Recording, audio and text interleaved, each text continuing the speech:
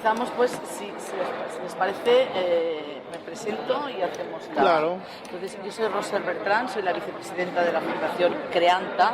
La Fundación Creanta es una fundación que está ubicada en Barcelona y que tiene como principal objetivo trabajar en proyectos de cooperación y de intercambio de ideas, de intercambio de conocimiento en los ejes de cómo la cultura y la educación son transformadores de ciudad. De qué manera las ciudades se transforman por medio de acciones culturales, por medio de acciones educativas. Por tanto, esta es nuestra principal línea de trabajo y esto ha comportado que seamos también organizadores de estos eventos que son ciudades creativas. Este es el 7º evento que nosotros organizamos después de haber pasado desde ciudades españolas como pueden ser Barcelona, Madrid, Zaragoza, a ciudades latinoamericanas como Medellín, Buenos Aires o ahora Monterrey.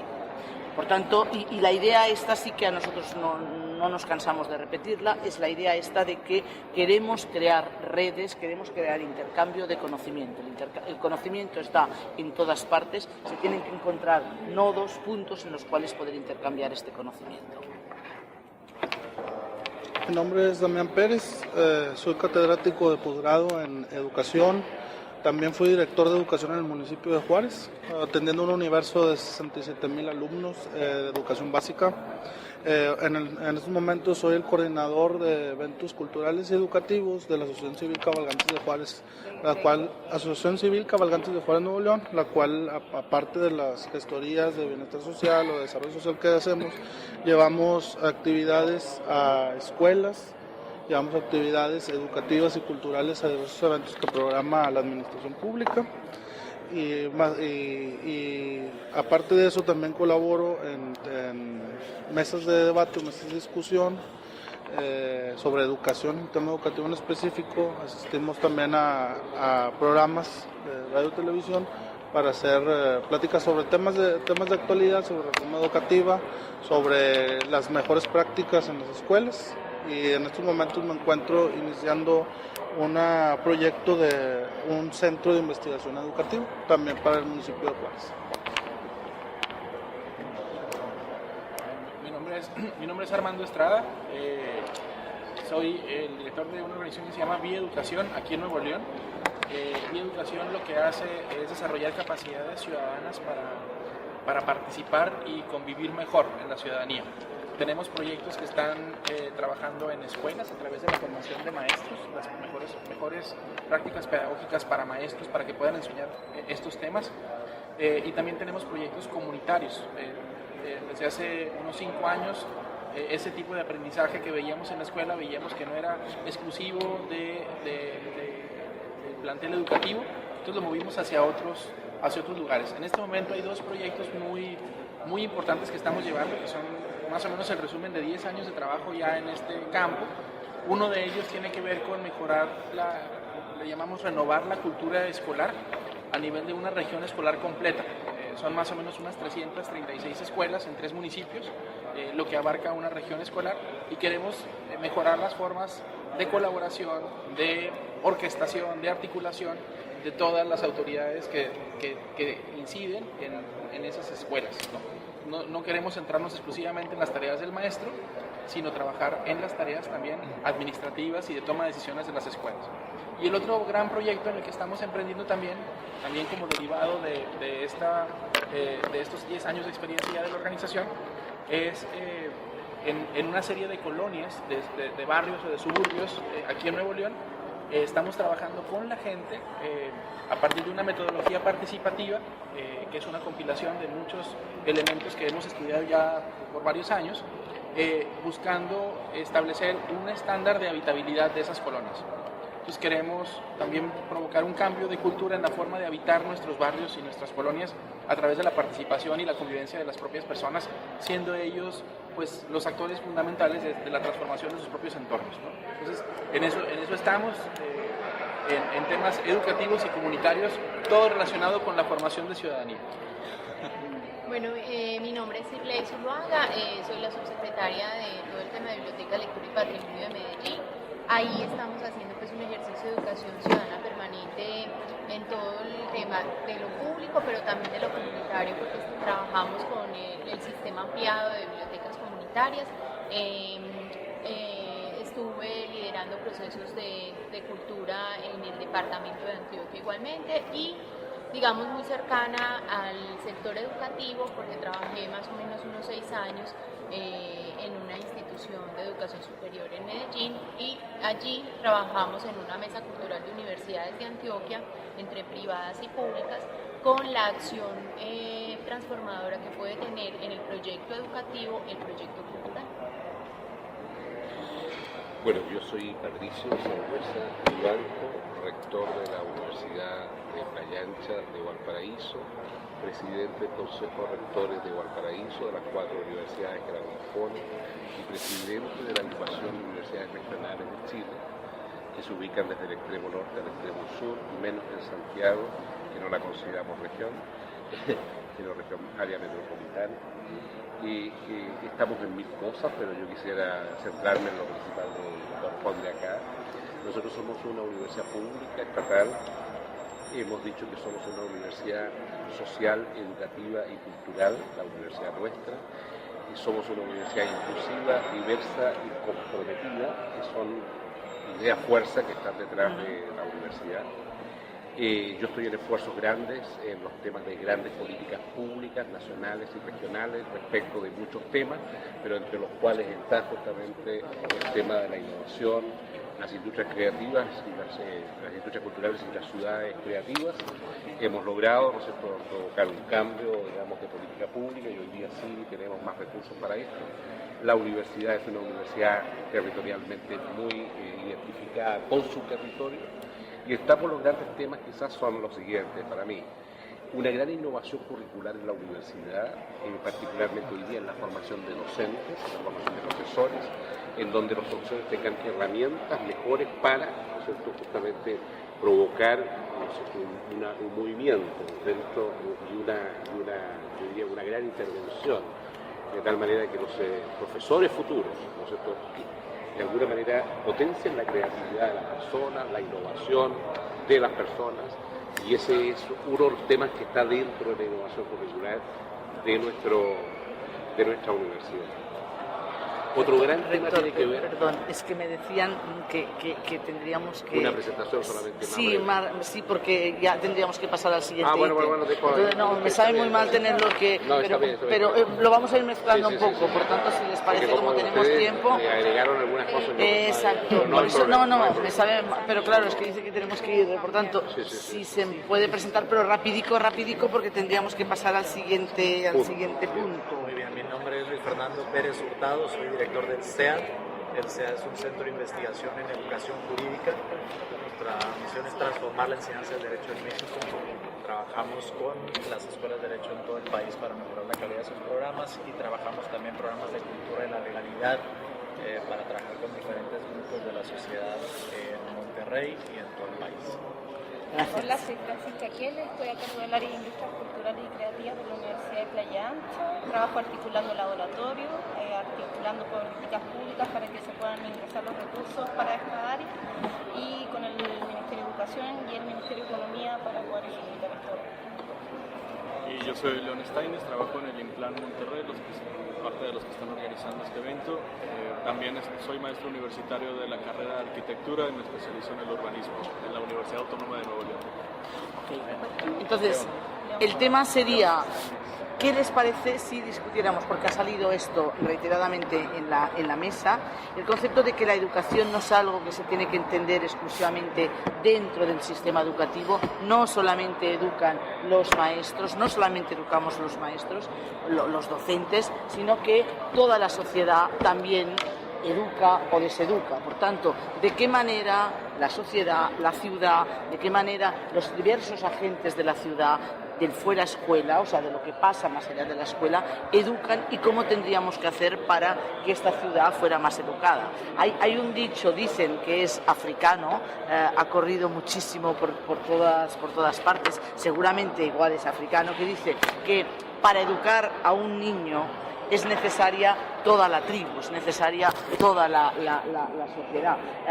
Cuando Shirley hablaba de la función que tienen los programas culturales cuando se están haciendo acciones de planificación de ciudades, de planificación de territorios, la gente piensa, los planificadores piensan en la sostenibilidad del proyecto, si es medioambientalmente sostenible, pero apenas nadie piensa en ponerse gafas educativas cuando hace un proyecto para una ciudad, cuando diseña, cuando planifica una ciudad.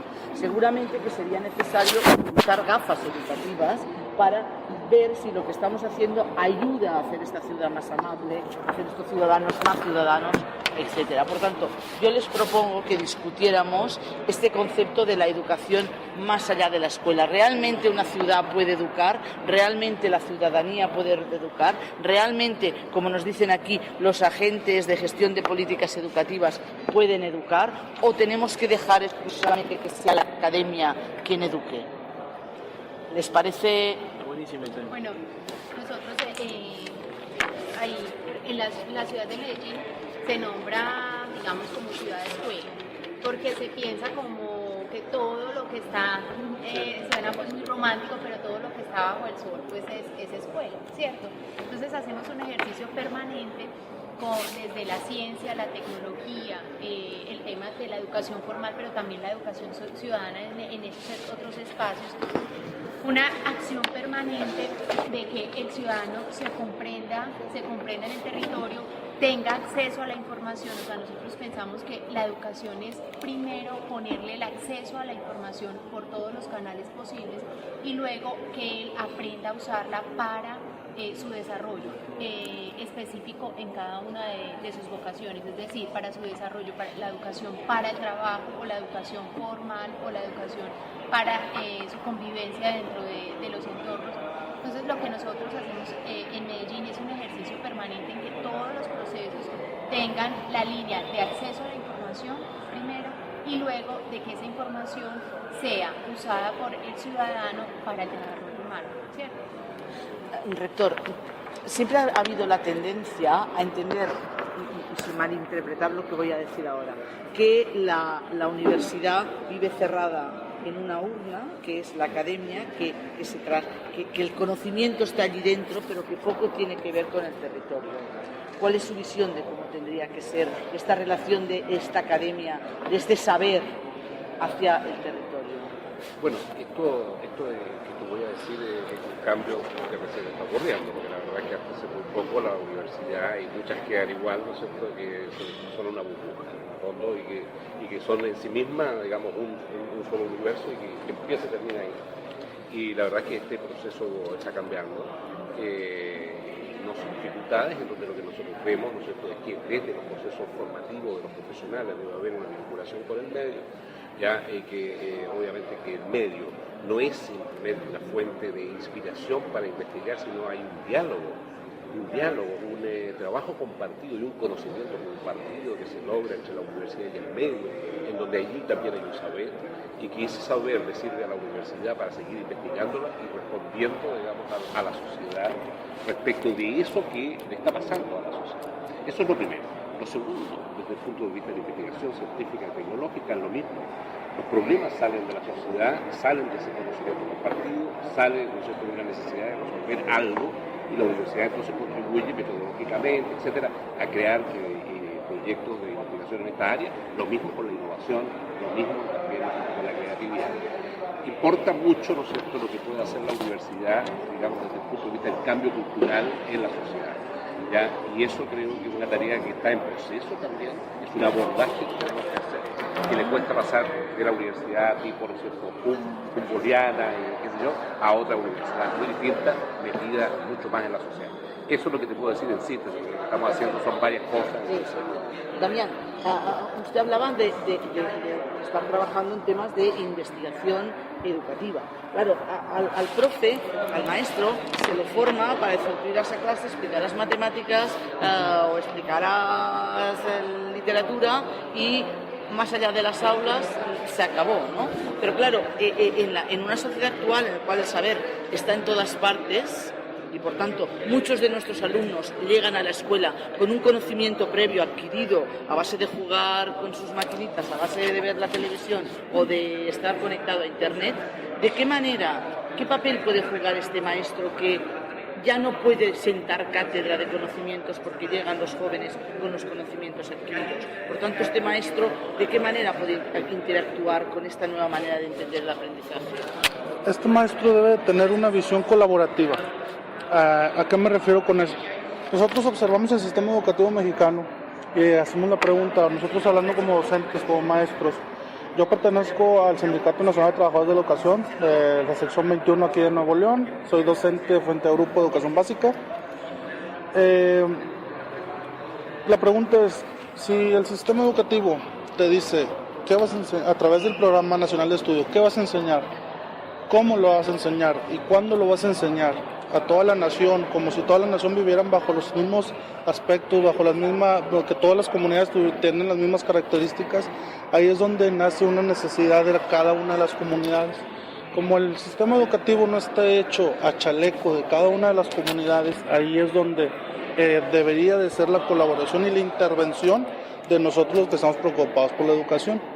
La pregunta que aquí yo hago es, tú como asociación civil, como universidad, como organismo no gubernamental, como colectivo, etcétera, ¿cuándo acercas a tus profesionales o a los profesionales, a los expertos que integran tu asociación, tu universidad, a realizar proyectos colaborativos con las instituciones educativas?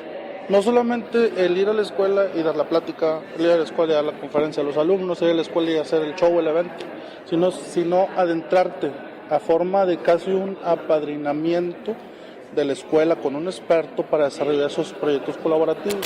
Si tu asociación o si el colectivo donde trabajas o si tu universidad tiene personas expertas en forestación, expertas en energías alternas, por ejemplo tenemos el caso de Doctor Arroyo Nuevo León.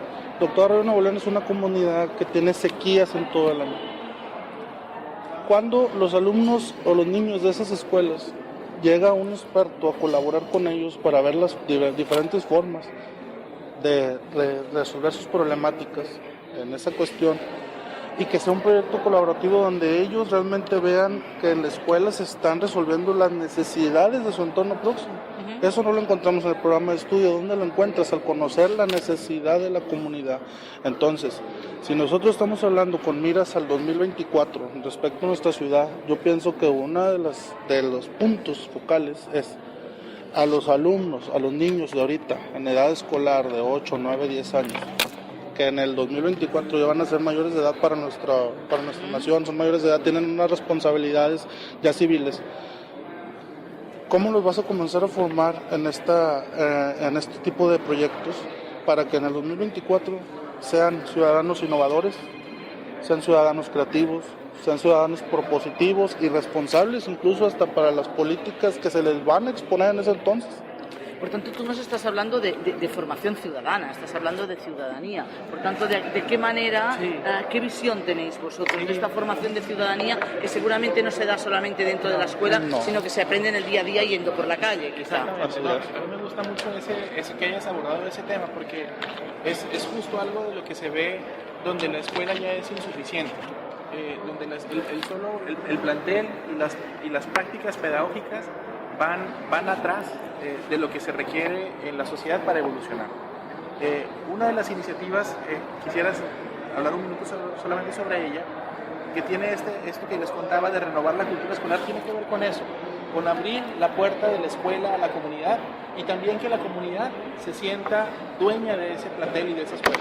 En México tenemos algo que venimos arrastrando desde hace mucho tiempo, y es que las escuelas tienen unos muros y unas bardas que no solamente son estas tangibles, sino hay una relación entre el maestro y el padre de familia, por ejemplo, de mucho desconocimiento de las funciones de cada quien respecto a lo que tiene que hacer para educar. Entonces yo creo que esas barreras se tienen que derribar, y la responsabilidad es de ambos, la responsabilidad es de la escuela y del plantel de abrir esas puertas, sentirse más confiado de lo que la comunidad puede aportar, pero también de la comunidad de abrazar a la escuela y saber que ahí está pasando algo para el desarrollo de los niños y de las próximas generaciones, y tiene que sentirse coeducadora. Entonces la comunidad tiene que ser coeducadora, y eso por referirme a los padres de familia, pero ¿qué hay de todo lo que está alrededor de la escuela? Todo el funcionamiento de la comunidad alrededor de la escuela tiene que ser fundamentalmente con una vocación educadora tremenda. Entonces yo creo que hay una...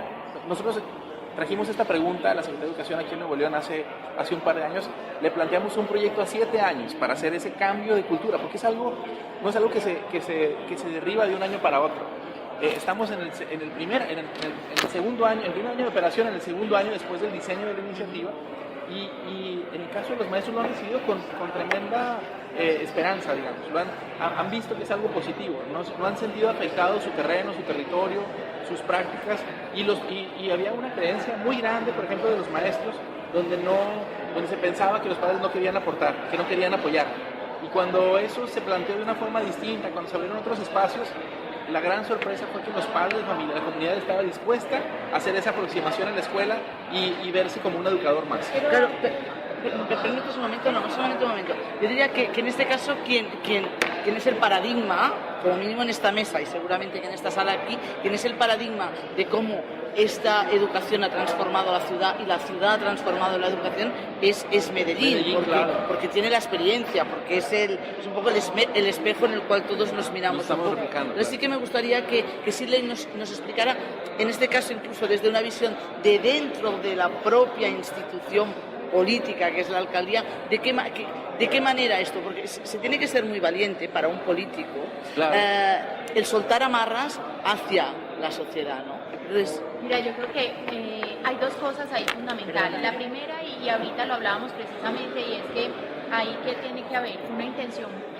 política muy clara de un plan que supere las administraciones. Es decir, nosotros venimos de unas administraciones desde el 2001 a esta administración al 2015 con una política clara de transformación desde la educación y desde la cultura. Entonces, es una política que ha sido sostenible en el tiempo, pero además que ha sido un asunto de gobernanza, es decir, los planes de gobierno tienen claro que la apuesta es la educación y la cultura. La educación y la cultura para la inclusión, la educación y la cultura para la equidad, la educación y la cultura para la convivencia. Entonces, la columna vertebral del proyecto político ha sido la educación y la cultura. Y eso ha trascendido también, entonces, en Medellín, y ahorita, digamos, como es una política en la que pasó también a ser parte de la gobernación, entonces la gobernación también está haciendo todo ese ejercicio. ¿Eso en qué se ve ya concretamente? Se ve, uno, en infraestructura, entonces, es decir, hay una inversión grande en colegios de calidad y en espacios para la educación y la cultura en la ciudad. Entonces, espacios que permiten la creación permanente. Dos, o sea, en el tema de calidad educativa, no solo cobertura, sino calidad educativa. Entonces, por ejemplo, desde la Secretaría de Educación hay una subsecretaría solo concentrada en ese tema de calidad. Entonces, en estructuras también, pero además, lo que tú dices, los modelos educativos, digamos que tienen unas estructuras por normas y por leyes ya nacionales que de alguna manera los hacen inmóviles, ¿cierto? Entonces la ciudad empezó unos proyectos como paralelos que han ido permeando esas estructuras, y es, por ejemplo, lo que en la ciudad se llama jornadas complementarias, es decir, en la jornada contraria a lo que están los niños, es decir, los de la mañana tarde, los de la tarde la mañana, hay unas jornadas en ciencia, tecnología, medios comunitarios, audiovisuales, visuales, teatro, danza, literatura, donde hay unas metodologías distintas para que los muchachos aprendan de forma distinta. Entonces eso es un proceso que se está haciendo de manera paralela, y lo otro que ahorita, y es también un poco eso que estabas planteando, es el esquema del maestro necesita ser pensado con ellos y creado y recreado, digámoslo así, recreado de nuevo. Entonces hay un proyecto que se llama MOVA, y es un proyecto, el MOVA.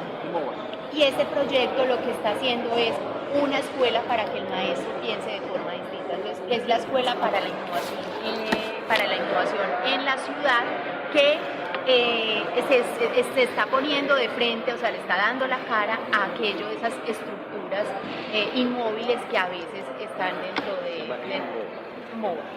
MOVA. A esas estructuras inmóviles que ya están. Entonces, esos dos proyectos, digamos, es en la parte complementaria. Francisca, ¿tú querías aportar algo antes? Aprovecho el paréntesis nada más. Les voy a pasar una hojita. La idea del ejercicio al final es aterrizarlo en las cosas más concretas posibles.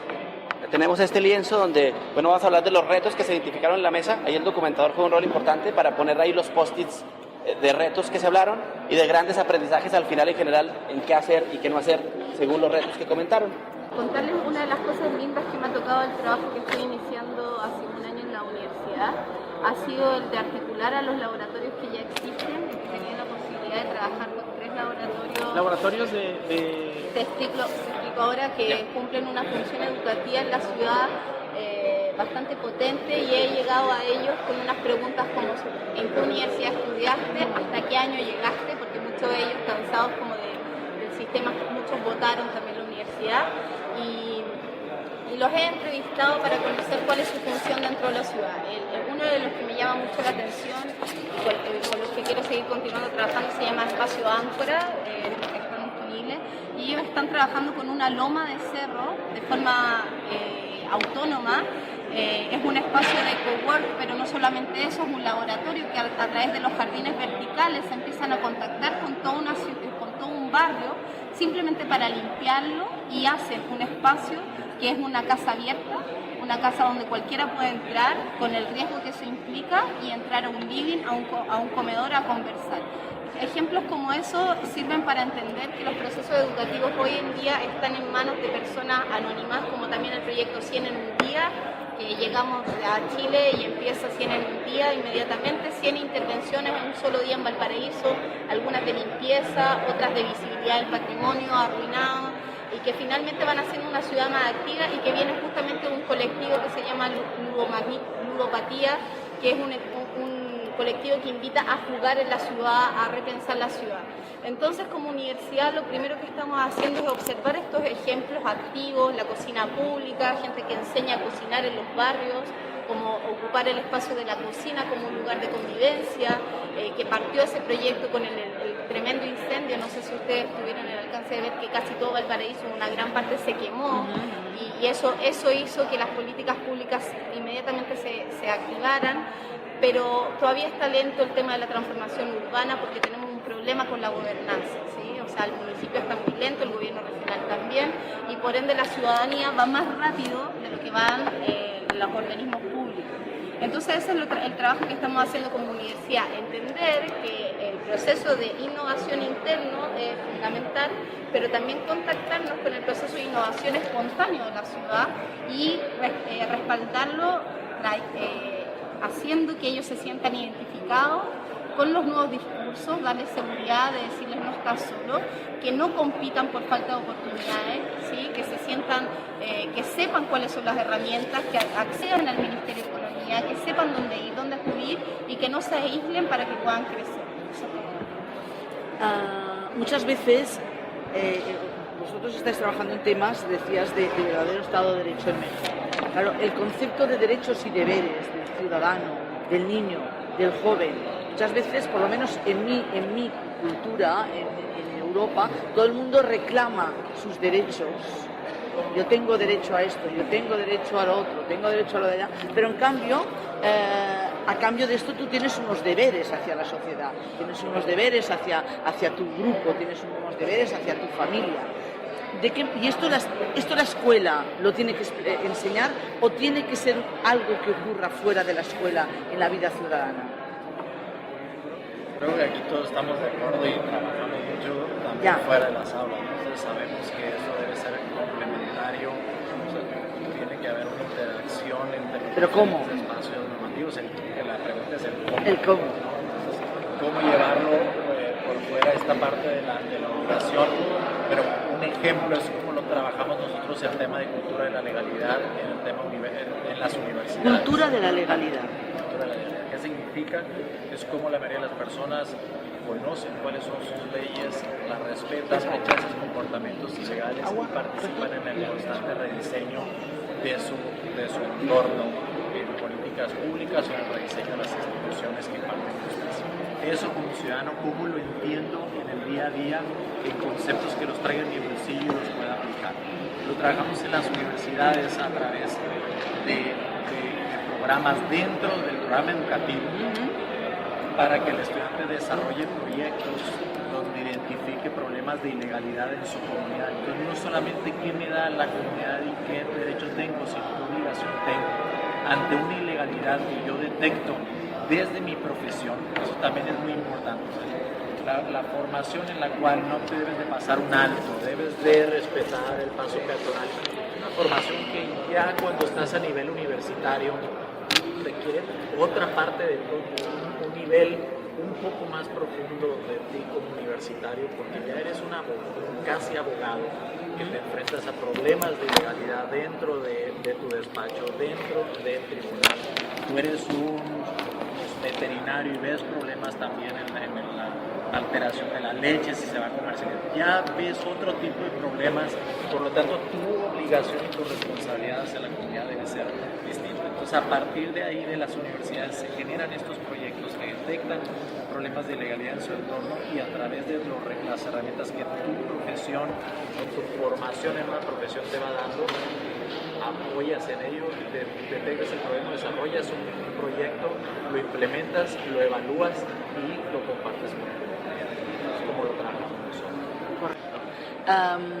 Por tanto, todo esto estamos diciendo que el profe está perdiendo parte de su razón de ser, porque todos los demás estamos educando. Por tanto, ¿de qué manera podemos conseguir que este profe entienda que tiene que trabajar de otra manera en el aula? Me explico, porque claro, el profe ya no es el señor o la señora que tiene todo el conocimiento y que lo vuelca, sino que el saber está en otros sitios, está en otros lugares. ¿Qué le queda por hacer al profe? Yo considero que es importante es la pregunta que usted hace, y también abrir un poquito más el aspecto, no solo al docente, sino también padre de familia, administrativos, gobierno, etcétera. Porque siempre tenemos la cultura de la prevención inmediata, le llamo yo. Hay escuela para padres, para los que ya son padres. Hay programas de prevención del delito o prevención ciudadana. ¿Para quién? Para las que ya son víctimas o los que ya sufrieron un delito o ya se hicieron delincuentes. Hay programas, la cuestión urbana, donde le enseñan a las personas adultas las reglas urbanas, las reglas del automóvil, etcétera, para los que ya son adultos y ya tienen carro. ¿Por qué no trabajamos desde el estado básico de la educación? Desde su raíz, cuando el niño es pequeño, que le enseñamos a ser padres, los enseñamos a ser profesionistas, los enseñamos a que ellos mismos vayan delimitando sus gustos y hacia dónde van. Que digan el niño desde temprana edad, a mí me gustan las matemáticas porque las utilizo. ¿Y en qué las utilizo? En un proyecto de vida. Me gusta la biología. ¿Por qué? Porque lo utilizo, a mí no tanto la matemática, pero sí le encuentro el sentido y la razón. Es muy difícil que se haga solamente con los maestros. Como lo mencionó aquí el compañero de Vía Educación y la compañera de Medellín, la educación en México tiene líneas estrictas, barreras. Que lo primero que te va a decir un maestro cuando tú le hagas una cuestión, ¿por qué no abordar? Si tienes el peso del currículum, si tienes la problemática en tu comunidad de que los muchachitos a los 12, 13 años están embarazando, ¿por qué no abordas esas temáticas dentro? No, es que sí las puedo abordar, pero tengo que terminar el programa. Tengo que cumplir con la papelería de inspección, tengo que cumplir con los que me dicen las regiones escolar que me dicta la Secretaría de Educación del Estado. Entonces ahí es donde yo le veo la riqueza a lo que comentó la compañera Medellín. Cuando el alumno se tiene que cambiar. Claro, que el alumno al salir de la escuela tenga otras opciones, otras oportunidades más flexibles, donde él diga, bueno, ya en la escuela, en la escuela me enseñaron lo que era la célula, pero bueno, la aprendo y todo. Pero en la tarde me voy a la educación tecnológica, que es lo que me llama la atención. Y ahí es donde comienzo a formarme para que un muchachito de 12, 13 años, 9, 10 años te diga desde esa edad, yo quiero ser ingeniero, pero ya con una convicción. No eso de ser bombero porque ve a los bomberos. Que ya tenga una convicción sobre lo que él va a querer en su vida. Es muy interesante lo que mencionas, porque la pregunta fue cómo el profesor entiende ese cambio. Y tú lo trasladas al estudiante, al alumno, al ciudadano. Y eso es bien importante porque siento que al profesor le estamos exigiendo muchísimo. Sí hay que cambiar un paradigma y tiene que saber ser un facilitador e integrar todos estos diferentes saberes que adquiere el estudiante por distintos lados. Y también su rol es limitado y hay que estar consciente de eso. Tiene ciertas horas al alumno frente a él, tiene ciertos recursos y ahora le metemos no solamente lo que debe saber el currículum, sino le metemos computación, inglés, valores, muchas cosas que hay que suplir de los cambios que ha habido en las familias, los cambios que está viviendo la sociedad y que llegan a la escuela y queremos que la escuela supla eso. Entonces estamos de acuerdo en que es la voluntad del receptor de esto y el prepararlo para que tenga la habilidad de buscarlo en diferentes ambientes y yo creo que nuestra labor debe ser que encuentre, cuando toque esas puertas en diferentes lados, que la sociedad tenga programas, que tenga acciones muy específicas para complementar eso de búsqueda. Claro, Pero saben que, pues lo que tú dices, pero además de que no se le puede exigir, no digo que todos los maestros, pero de todas maneras sí hay que hacer una acción permanente de formación desde la ética de ese maestro, porque a veces el maestro, porque algunos, pues algunas generaciones llegan a ser maestros porque no hay otra opción, ¿cierto? O es su complementario del sueldo, entonces yo creo que hay que hacer algún ejercicio de esa posición que él ocupa en la sociedad, que es el educador, porque finalmente, por ejemplo, en la encuesta de cultura ciudadana que hacemos en Medellín, el porcentaje más alto de la intimación en la sociedad está primero en la mamá y después en el maestro cuando se habla de formación de hábitos. Entonces, yo no sé si hay que seguir haciendo ese ejercicio pedagógico con el maestro, de comprender su acción política, de formación y su referente desde la ética. Yo justamente quería decir algo antes de que tú hablaras, que me venía a la cabeza, que es mi hijo. ¿Sí? No, todo el rato escuchaba y decía, uno habla muy desde del protocolo de su institución, pero para mí este trabajo que yo estoy como enfrentando en la universidad tiene mucho que ver con un hijo que yo tengo de 2 años, que ha significado un proceso de transformación para mi cabeza. Uno, porque él es extremadamente abierto, es una cosa que a mí me ha enseñado mucho a ser mamá. 2, porque cuando él nació a mí me llegó la visión de una educación distinta para él, con la educación antroposófica y con la pedagogía Waldorf asociada a su educación. 3, porque me enseñó una manera de ir al médico distinta. Mateo va a un doctor antroposófico que me abrió otras redes y otra manera de ver la vida también. Entonces, frente a eso, mi proceso de transformación personal ha significado cómo yo me he contactado con otras personas, otras redes y otra manera de funcionar, y he visto como justamente estos ejemplos que yo conozco de Áncora, que les mencionaba anterior, fue una chica que fue a hacerme de niñera para mi hijo, que me abrió todo el mundo de sus laboratorios. Entonces, estas casualidades que funcionan en la vida de uno, significa como nuevas formas de educar, ¿sí? Hay mucha gente joven que está planteando formas de educar, y me gustó mucho lo que tú decías del proyecto MOVA o EMOVA, que es como este sentido de la rigidización que tiene el ser humano a la transformación, ¿no? Como abrir el corazón y dejarse transformar. Ese es un proceso de la innovación que es el más difícil, que es como incorporarlo en el ser humano. Yo quisiera, si puedo, sí, por favor. Me ha gustado mucho lo que tú has planteado. Gracias. Quiero decir que nosotros, como universo, como mundo, estamos totalmente atrasados de la educación. O sea, vamos muy atrás. La sociedad ya cambió y la educación va muy atrás. Y yo quiero decir que yo lo que veo para los 50 próximos años, que nosotros no lo vamos a alcanzar a ver, es que vamos a volver a algo esencial. Cada uno tiene un talento, cada persona tiene un talento. Y la educación lo que hizo, no porque quiso hacerlo, sino porque el desarrollo del mundo requería una educación con un ejército de personas que sabían hacer determinadas cosas. ¿Ya? Un ejército que se incorporara a la industria, y cuando pasamos de una economía agraria a una economía industrial, cambia la educación para esa economía industrial. Hoy es otra cosa. Entonces, ¿qué es lo que va a ocurrir en el tiempo? Y por eso es que me interesan estos proyectos, porque son la transición. Vamos a llegar a que la educación logre hacer eso, que cada uno desarrolle su talento y sepa lo necesario y lo esencial para vivir bien, pero desarrollando un talento. Por eso me gustan los complementos que se están haciendo hoy día para esas personas. Si es muy entretenido desarrollar un talento, es una maravilla, y además es la felicidad misma. Claro. Cuando tú haces lo que tienes que hacer, para qué estás llamado finalmente a hacer. Y muchas veces despreciamos talentos. Bueno, esa es una primera cosa. Lo segundo, yo no creo en la sociedad educativa así como una cosa fantástica. O sea, que nosotros decimos, la sociedad o la ciudad educativa no lo es.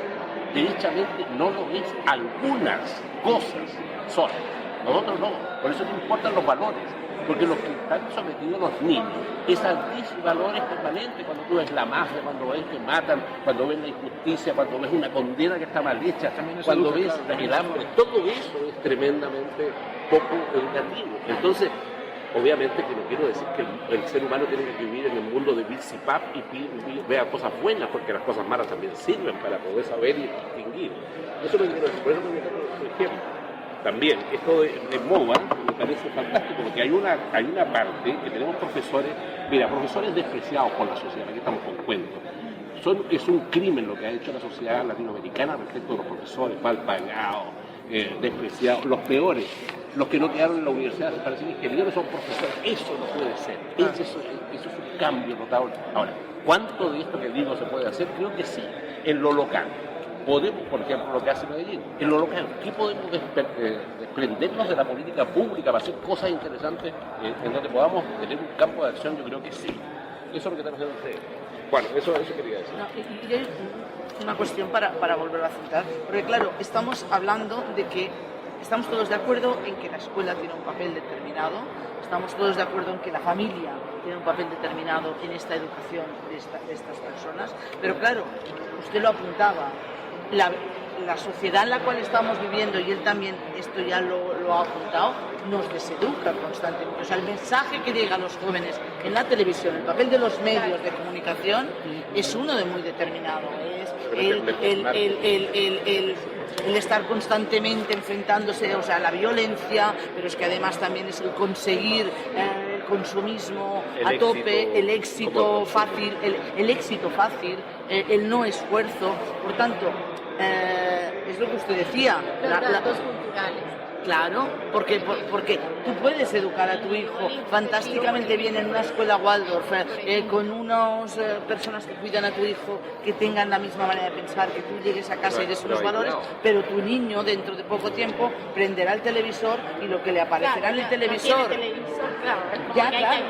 pero después... Conectado a la realidad, en Santiago y Guerrero, gente que vive en un barrio que es un paraíso y que no se mueve más que ahí, y no conoce nada más.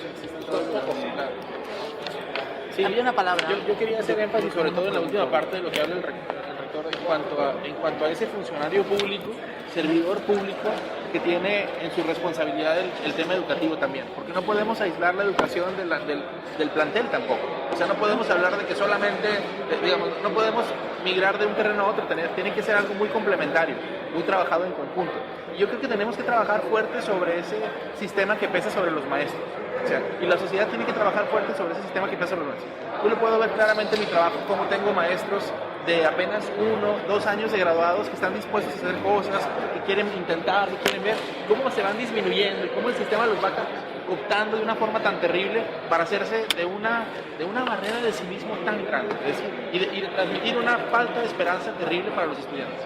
Yo creo que eso por eso me encantó también el proyecto que hablas de cambiar la forma de pensar del maestro, o sea, de estos otros lugares, fuera de la política pública quizá, o sea, para aquellos interesados en hacerlo, en aquellos transformaciones, sí lo entendí, aquellos que tienen deseo de hacer transformación, tengan una fuente donde encontrarlo. Me parece central eso, abrir esas avenidas para que no solamente la política pública lo va a poder resolver, que es uno de los temas de la mesa también, o sea, no solamente la política pública como tal lo va a resolver. Tienen que partir de esas innovaciones pequeñas, de esas ideas creativas que tienen que hacer resurgir algunas cosas que son importantes para que luego entonces la sociedad empiece a mover y transitar hacia esos puntos. Antes de la pregunta, sí, claro. Por ejemplo, yo considero, y no porque además lo conozca bien, pero además permíteme que ponga un ejemplo de Medellín. Cuando ella hablaba antes de la red de escuelas de música, cuando nosotros desde la Fundación Creanta organizamos la Cátedra Medellín-Barcelona de intercambio de conocimiento, fue uno de los momentos,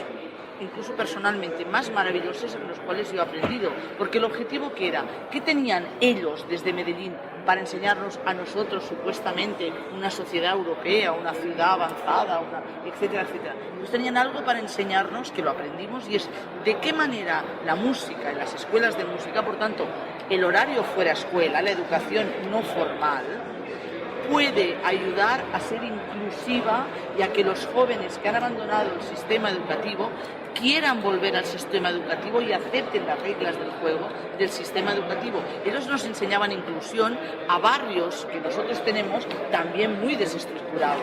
En cambio, nosotros, ¿qué pudimos enseñarles a ellos? Les pudimos enseñar pedagogía musical, que quizá en esto estamos un poco más desarrolladitos. Pero claro, esta capacidad de que lo que ocurre en el fuera escuela también educa, también incluye, esto para mí es de una riqueza impresionante, que es un poco lo que le estaba diciendo. Por tanto, no solamente es el maestro en el aula, es lo que ocurre, de qué manera tú consigues que de otras maneras el joven pase a ser ciudadano. Yo quería comentar sobre eso. Y había una pregunta después que lo tengo que aparcar. Un proceso de transformación profundo que deben conocer, que está el proceso de una educación gratuita y de calidad que está liderando el Ministerio de Economía. Y justo con eso se van a cerrar muchas pequeñas escuelas para poder hacer una mejor administración de la educación desde la gratuidad. Pero el tema de la calidad todavía no ha sido explorado. Entonces, lo que me llamó la atención del ejemplo que ponías de las escuelas de música fue el concepto que, como el espacio de colaboración, aprender a compartir. Claro, uno ve una experiencia de música y inmediatamente dice, a un fin artístico, y lo mira para otro lado. Pero lo que aquellos procesos transmiten, hacer colectivo, saber lo que provoca tu instrumento, poniéndolo en contacto con los instrumentos. No eres tú solo. Me pareció un paréntesis. El año pasado, con el proyecto de Red de Escuelas de Música, se hizo un ejercicio desde la Universidad de los Niños que decía cómo se parece una ciudad a una orquesta. Y era que en una orquesta tiene que haber líderes, tiene que haber silencios, tiene que haber armonía, tiene que haber... el proceso de formación de nosotros complementario va hacia allá, o sea, va hacia ese tema. Y es transversal completamente el ejercicio de la corresponsabilidad. Todos los días le estamos diciendo a todos los muchachos, pilas, es que esta ciudad se construye, el Estado, la familia y el ciudadano. O sea, es decir, si aparta alguno de esos, pues si usted no es corresponsable con el proyecto, esto no va a pasar. Y usted tiene todos los derechos, pero tiene todos los deberes. Yo voy a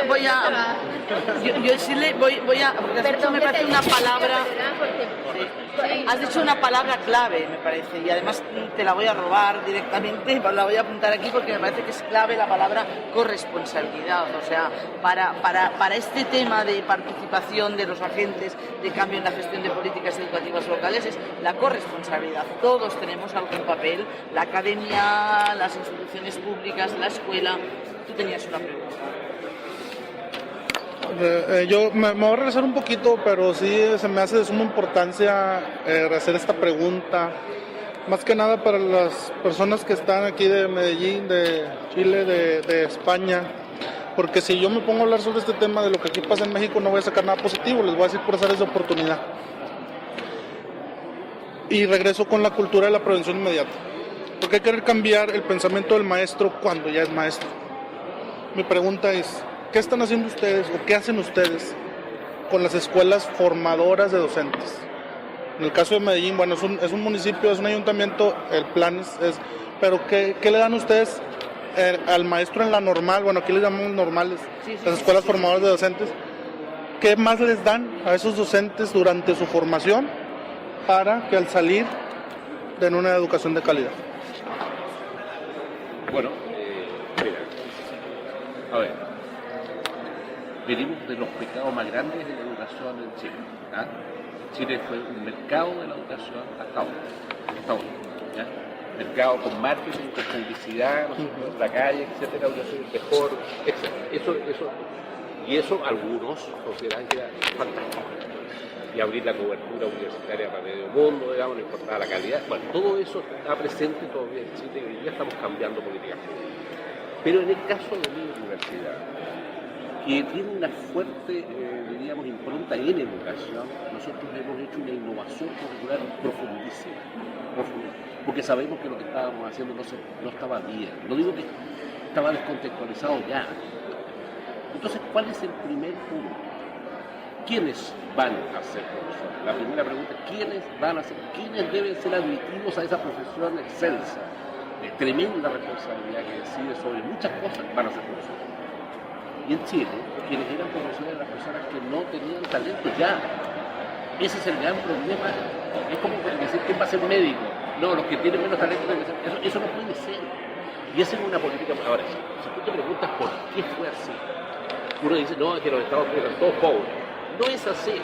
Yo creo que no hubo voluntad para hacerlo, simplemente porque no había ganas de transformar a la sociedad. Y ese es un gran tema. Entonces hoy día Chile está haciendo una reforma tributaria que ya la hizo, por 8.300 millones de dólares por un país como Chile para reformar la educación. Ya. Pero ¿cuáles son los elementos fundamentales en la formación del profesor? Primero, obviamente, la calidad de la persona que ingresa a esa carrera. Segundo, la calidad de sus profesores en la universidad. Tercero, la capacidad de esa persona de ser capaz de ver el mundo, primero antes de hacer cualquier cosa, de entender dónde está, en los contextos en que está, no solamente en su ciudad, sino también en el entorno nacional e internacional. Las personas se están formando para el mundo, no se están formando para estar ahí mismo, están para el mundo, aunque estén ahí mismo. Tercero, un fuerte compromiso con ciertos valores, que son los valores universales de nuestra sociedad, que es el pluralismo, que es la diversidad, que es la inclusión, que etcétera, etcétera, toda la democracia, la participación ciudadana, ciertos valores que son importantes, que son los valores del Estado laico también. Cuarto, una persona que sepa hacer y también que otro aprenda. O sea, el tema no está en la enseñanza, está en el aprendizaje. Cuarto, el tema de la innovación, la creatividad, mezclar también el arte, porque el arte tiene que ver con esto, o sea, hay una formación mucho más integral y conectar a la persona directamente desde el primer año con la realidad. El profesor debe estar conectado con la realidad desde el primer año, no solamente con la práctica, sino una acción social con el medio real, ¿ya? El profesor y sus estudiantes. Vamos a ver qué resulta de esta coctelera, pero creo que estamos en esta primera parte. Yo espero que resulte. Es un esfuerzo enorme lo que estamos haciendo, porque para hacerlo, primero tienen que cambiar los profesores que están dentro de la universidad. En España, digamos, estamos en un proceso de retroceso, o sea, vamos para atrás como los cangrejos. La profesión de docente había sido una profesión comprometida, había sido una profesión, llegaban a las universidades personas, a las escuelas normales, llegaban personas con voluntad de compromiso, con vocación. Creo que la palabra es esta, o sea, no hace falta ninguna más, tenemos una perfecta, que es la vocación. O sea, llegaban con vocación y eran más o menos reconocidos socialmente. Actualmente esto está yendo para atrás. Se considera que ser maestro es ganar unas oposiciones, ser funcionario de para toda la vida, poco reconocido socialmente, con grandes exigencias, muy burocratizado, porque están más rato pidiéndole que si resultados, que si documentos, que si ha cumplido con los ítems que les habíamos puesto. Y por tanto, el pobre director, el pobre rector de centro, pero es que el propio profe está más preocupado en si ha llenado todas las casillas, etcétera, etcétera, que no en la docencia que tenemos que hacer, ¿no? Por tanto, estamos en un proceso... De todo lo que he escuchado cuidadosamente de sí, no, te hemos dejado al margen, pero no, porque veníamos que estabas tú tomando muchas notas. Sí. No, pero ya que estamos como tratando de cerrar, sí, por favor, voy a tratar de encaminar las ideas que he escuchado y ponerlas como en un carrito. Hemos escuchado de que hay muchos actores que participan en la educación, ¿no? Muchos actores colectivos, hay actores que nos rodean y que no necesariamente los tenemos considerados en la educación formal, pero que sin embargo impactan, ¿no? Ahora, también hemos estado hablando de que cómo la educación se tiene que empezar a flexibilizar en los contextos locales para poder recibir estas educaciones cooperativas o paralelas y adoptarlas o incluirlas en los procesos de educación formal. Ahora, todo lo que hemos estado hablando sobre las prácticas que se han llevado a cabo en otros países, por ejemplo en Medellín, fue bajo una fórmula que ya estaba definida, una directriz que es Medellín la más educada, y sobre eso todo lo demás se fue dando para apoyar esta cuestión, ¿no? Entonces estaríamos hablando de una educación o de una política, o más bien, de una directriz que viene de una voluntad política, ¿no? O sea, tendremos que hablar de que lo primero la voluntad política, de que aunque hay estas instituciones o estas cuestiones que están fuera de la voluntad política, que van a empezar a empujar esto para que se empiecen a dar estos cambios y que sin duda son importantes, Pero ¿cómo cambiamos lo que ya es oficial? ¿Cómo impacta realmente esto que ya es oficial y que en un país como México, y ustedes vieron este caso durísimo, y no quiero entrar en la política, lo que pasó en Guerrero con estudiantes de la normal, o sea, ¿cómo vemos que estas cuestiones que están pasando en un país latinoamericano realmente van a impactar cuando hay una estructura que la impide, que impide que se cambie, ¿no? Cuando hay una estructura que impide que estas personas se manifiesten o que impide que estas personas logren acelerar estos procesos que deberían estar cambiando, que son los jóvenes, ¿no? Eran los que estaban estudiando estas cuestiones, ¿no? O sea, sí es importante que existan estas asociaciones que empujen lo oficial, pero ¿cómo cambiamos esto oficial que parecería ser tan retrógrada y tan antiflexible? Claro, pero fíjate que antes el rector ha dicho una cosa, que en el caso, ya sé que ahora me voy a ir al extremo más extremo, el caso de Finlandia. Claro, en el caso de Finlandia, claro, para entrar en la escuela normal, eres el que tienes la puntuación más alta, el mejor de todos. No es el ingeniero de puentes y caminos, con todo el respeto al ingeniero, sino que es el maestro de educación de la kinder o el maestro de educación. Sí, por tanto, claro, socialmente ha habido un reconocimiento como tal, ¿no? De que el maestro es necesario en una sociedad. Claro, aquí, y en la mía también, el maestro ha bajado escalones.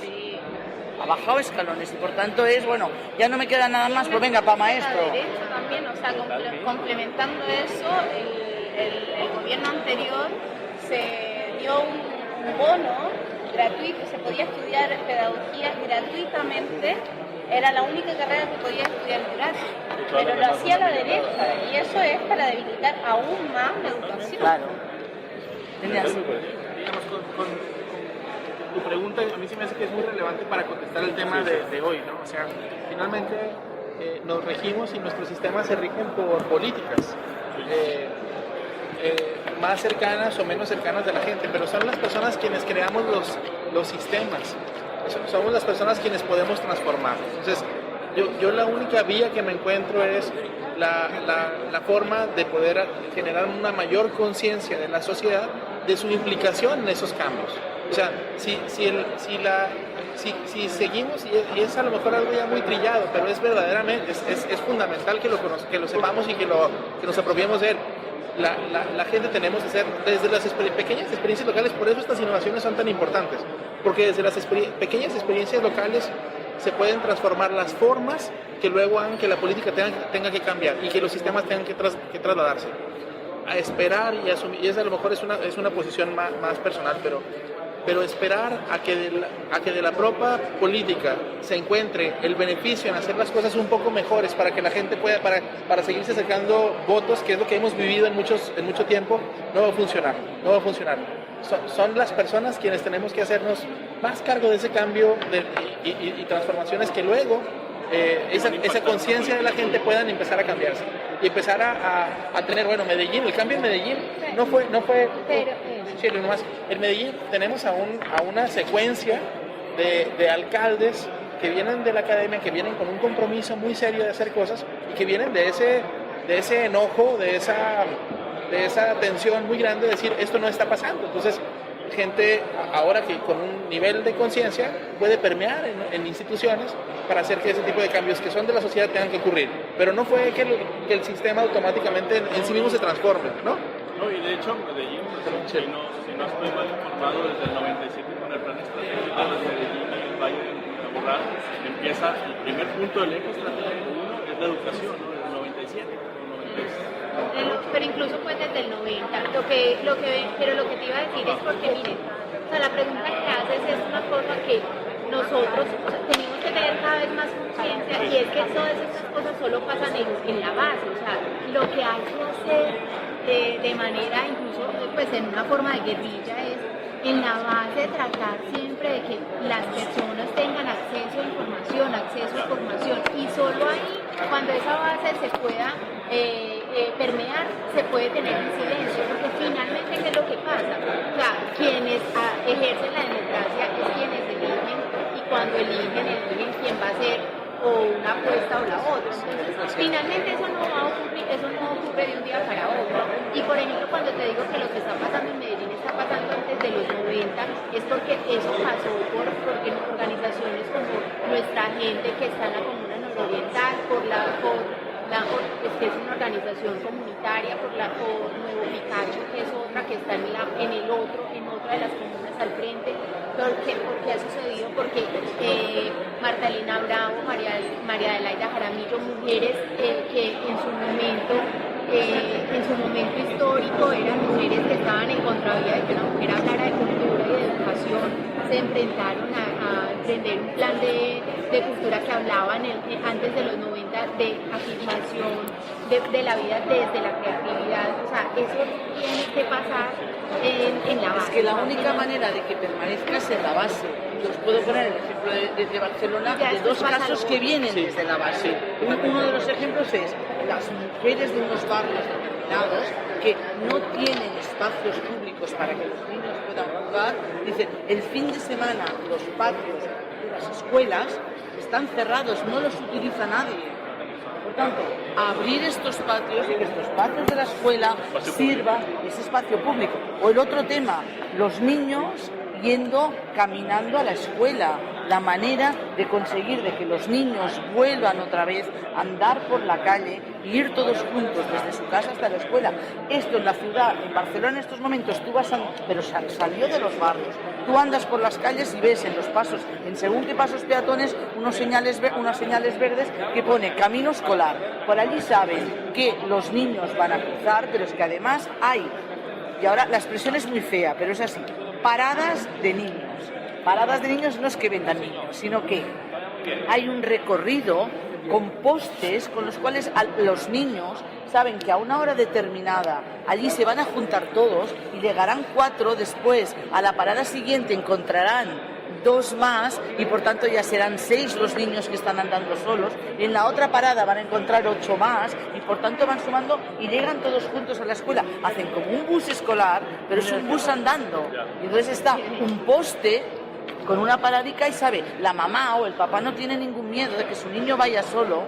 Y hay otros barrios que todavía lo han hecho mucho mejor. Han agarrado a los abuelos, a los adultos mayores que ustedes llaman, que ya están jubilados, les han regalado, esto sí, un chaleco muy vistoso que se va, y estos abuelos acompañan en el recorrido a los niños para que no se vayan a perder. Esto es educación. Sí. Esto es educación y no es caro, En lugares no convencionales también. O sea, es decir, por ejemplo, con lo que dicen los abuelos, nosotros tenemos un programa que se llama Abuelos Cuentacuentos, que es un proyecto en Alemania y Argentina, pero ya los abuelos cuentacuentos lo que estamos haciendo es que los estamos colocando en cárceles, en hospitales, en salas de espera, donde lo que queremos es que suceda este tipo de cosas. Es decir, y no son abuelos porque son profesionales que es voluntariado, sino que así se llama el programa, y es que estas acciones tienen que replicarse, por ejemplo, con voluntariados, por ejemplo. Lo que hablen es de mucho contacto de la gente con la gente. De corresponsabilidad, es que la palabra la ha dicho ella, es corresponsabilidad. Okay, yo sabía que usted no iba a dejar de tocar ese punto porque esa es una de las primicias que a mí se me quedó muy en la cabeza cuando escuchaba las conferencias del alcalde de Medellín. Esas zonas que están estigmatizadas como violentas, como lo peor, es rescatarlas a través de estos proyectos. Porque dice uno, voy a poner una biblioteca, sí, la voy a poner en la zona más bonita de la ciudad. No, ponla en donde está el problema. ¿Para qué? Eso se le llama, bueno, le puse yo el concepto, ¿verdad?, de reactivar, o más bien es la revaloración de la sociedad, darle un significado nuevo, exacto. Y se nota la diferencia, ¿no? Finalmente cuando uno va a Medellín y va a los lugares que antes, como aquí podría ser lo más conflictivo, la independencia. Igual en Medellín también suceden muchas otras cosas, siguen sucediendo las vidas invisibles, siguen pasando eso, pero es un ejercicio todos los días. En la administración pública donde yo trabajé, yo estaba encargado de las bibliotecas, Entonces llegó un recurso de, aquí se llama CONARTE, la Comisión Nacional de Arte, llegaron tantos millones de pesos. Dijeron, vamos a construir una biblioteca, ¿ok? ¿Dónde la vamos a hacer? En la cabecera. O sea, un lugar donde ya la gente es de la tercera edad, ya no hay niños, y no tiene mayores problemas. abriendo tantos lugares conflictivos porque se le tiene que resignificar. Eso, quitar ese paradigma de que en esta colonia pues, está muy fea. Bueno, a esa colonia hay que darle un nuevo significado. ¿Por qué está fea? Claro. Porque no tienen espacios, áreas verdes, no tienen espacios públicos, no tienen espacios educacionales, culturales. No, y pues no lo voy a contar, pero yo me imagino que lo han escuchado y es el ejercicio del carro que se pone en un lugar, un carro de la historia de los vidrios rotos. Yo creo que ese es el ejemplo más claro de lo que sucede con equipamientos en lugares deprimidos. Sí. Estoy haciendo, ¿no? Sí, si les parece, sí, porque tenemos aquí a la pobre Francisca trabajando ella sola, que lo está haciendo muy bien, está haciendo de secretaria fantástica. Lo ha dicho el rector. No, puse acceso a información, que lo dijeron por ahí, tú dijiste, cambiar la forma de pensar los maestros, que me lo propuso acá, resignificar los espacios, instalar la educación en espacios no convencionales, en el que hacer y en el que no hacer, no esperar que las políticas públicas ejecuten los procesos de transformación. Lo que pasa es que ahora nos quedaría por rellenar, que lo podríamos hacer conjuntamente. No, vos escribís muy bien. Pero ya lo compartimos. Aspectos que tendríamos que abordar en un principio.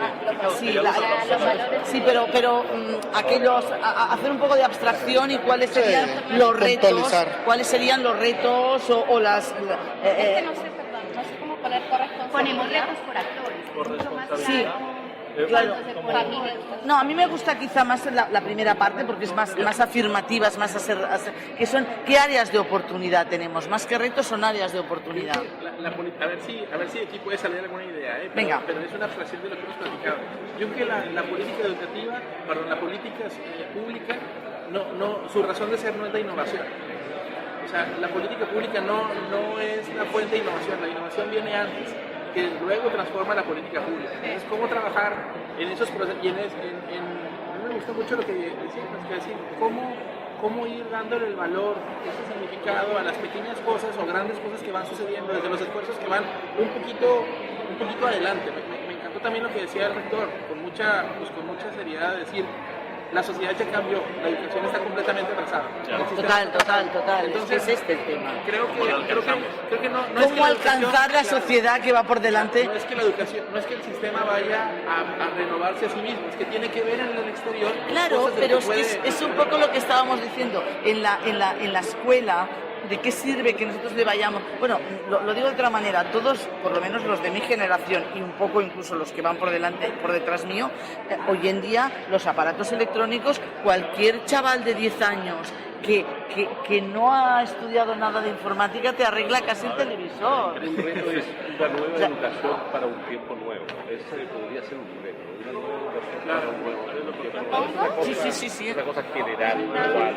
¿Qué significa esa nueva educación para un nuevo tiempo? Y de aquí sí que derivaría entonces el tema de que esta nueva educación es una educación que nos corresponde a gestionarla todos. Esta corresponsabilidad, o sea, no es una responsabilidad exclusivamente de la escuela, esta educación, ni solamente de la familia, sino que también es de todos.